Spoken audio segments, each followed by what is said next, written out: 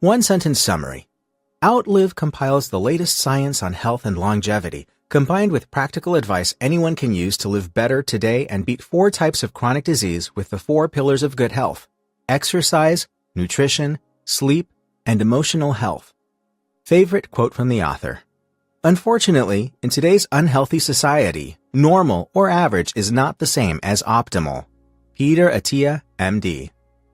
When I was in high school, I used to think the longer a piece of writing, the better. It wowed teachers. When writing for the general public, however, I later painfully learned that, actually, brevity is often bliss. It's always hard to admit you were wrong, but it's even harder when you're wrong about something you love, like your work, for example.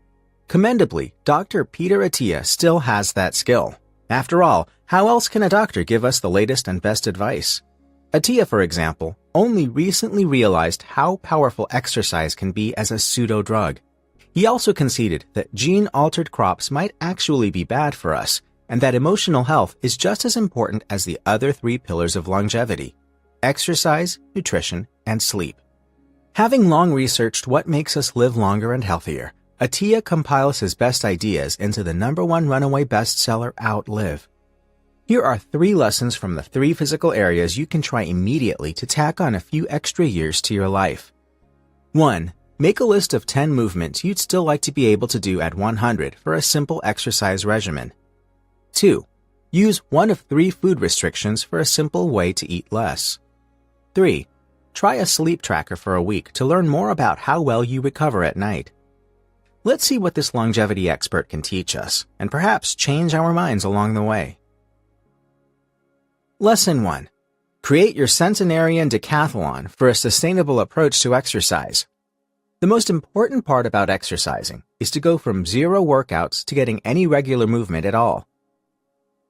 In one study, participants going from inactive to 15 minutes of daily moderate exercise saw a decline in overall mortality of 14%.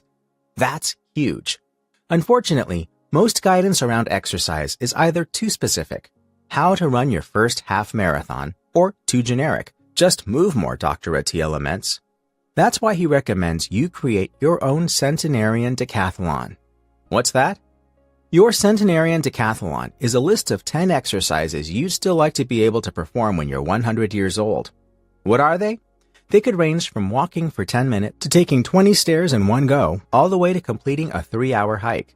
Take some time to think of cool physical feats for a 100-year-old to accomplish and write them down. Regardless of whether your centenarian decathlon is ambitious or humble, the message is clear.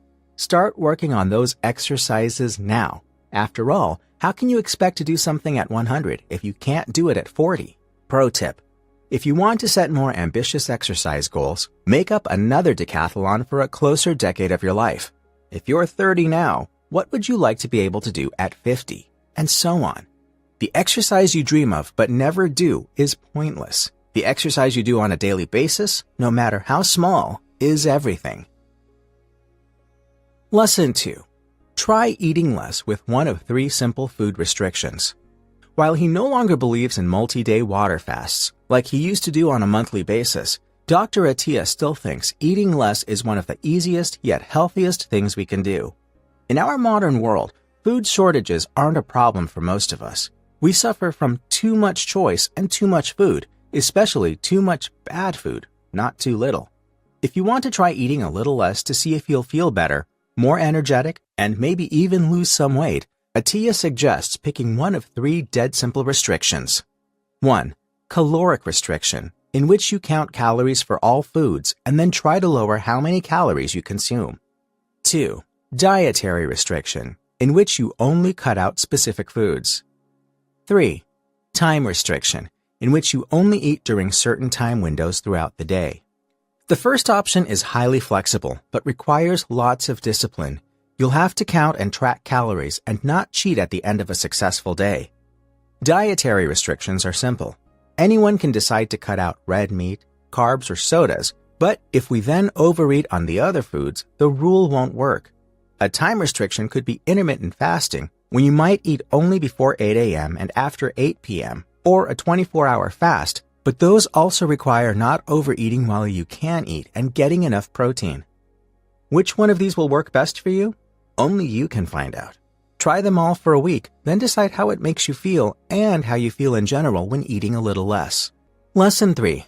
Track your sleep for a week to see if you should change anything. For Dr. Attia, a near accident with his car after 60 hours of no sleep was the wake-up call he needed.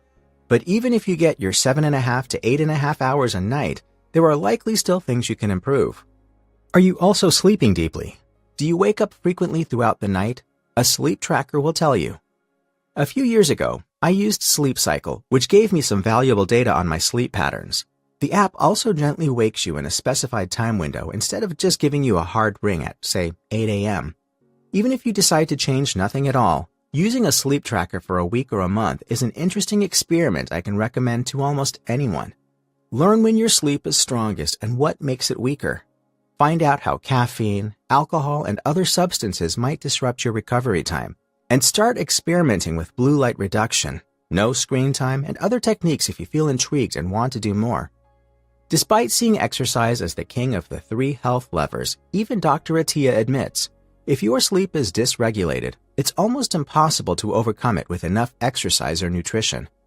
Move a bit, eat a bit, or probably a bit less, and get quality rest at night. That's all there is to health and longevity. Ultimately, none of us know how long we'll live, but we can sure try to extend this beautiful game called life.